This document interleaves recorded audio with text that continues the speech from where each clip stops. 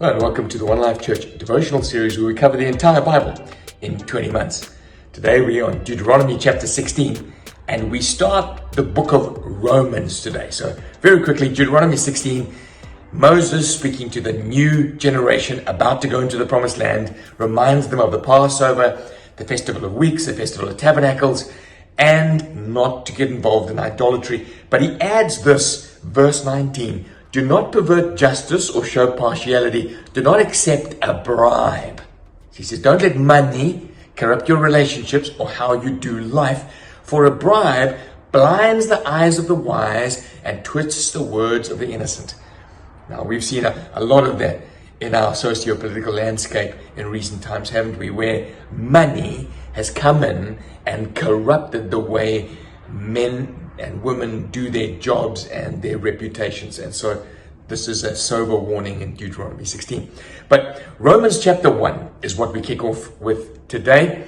And this is written by Paul, the ex-Pharisee, and it is his most exhaustive look at the gospel. He kicks off like this. Paul, a servant of Jesus Christ, called to be an apostle, set apart for the gospel. The book of Romans is about the gospel, or the good news. The gospel he promised beforehand through the prophets in the Holy Scriptures. So in other words, the prophets, the Old Testament, gets itself to this point, lining us up to understand the good news. And this is verse 3, regarding his son. The gospel is all about Jesus.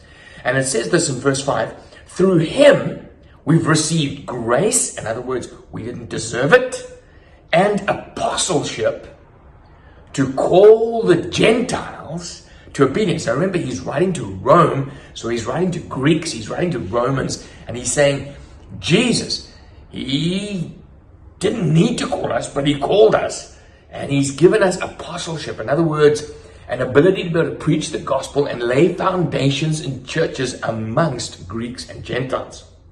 He says in verse 7, to all in Rome, who are loved by God and called by his holy people, grace and peace to you. Now, a bit of background on Rome.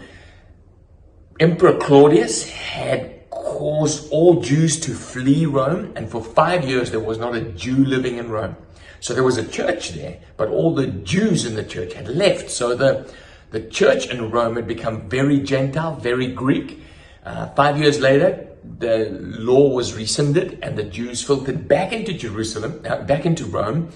And Paul is writing to this Roman church where there are divides. He's wanting to see unity.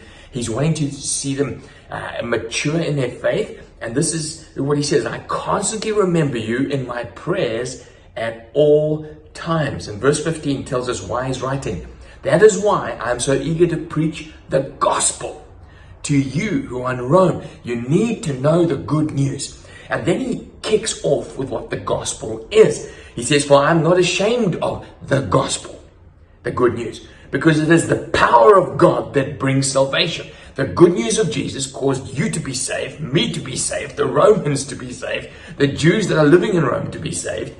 And the gospel is the righteousness of God that is by faith, from first to last, as is written, the righteous will live by faith. And so he says, this is what the gospel does. The gospel has power to save, and it reveals the righteousness of God, which is available to you, and you become the righteousness of God as you put your faith in Jesus. And then he begins giving an understanding of the gospel, and he does so by saying, we need the good news. He starts back in Genesis and he goes right through the history of mankind, and he says, people have no excuse. He says, I've shown myself to them in creation, in the word, in the prophets, and yet they have still followed idols. And it's evidenced in their depraved lives. And he lists a litany of sins, including sexual immorality. And in this particular chapter, he mentions homosexuality. So this is not a very popular chapter in the world today, but this is what God says. God says, outside of me, outside of the gospel, the human race is in desperate need of rescue. And so chapter 1 ends with him saying, the world is depraved, the world needs good news, the world needs a savior, the world needs the gospel. It needs the power to save and to be made righteous. Anyway, this is a great book. Looking forward to spending a month with you in it.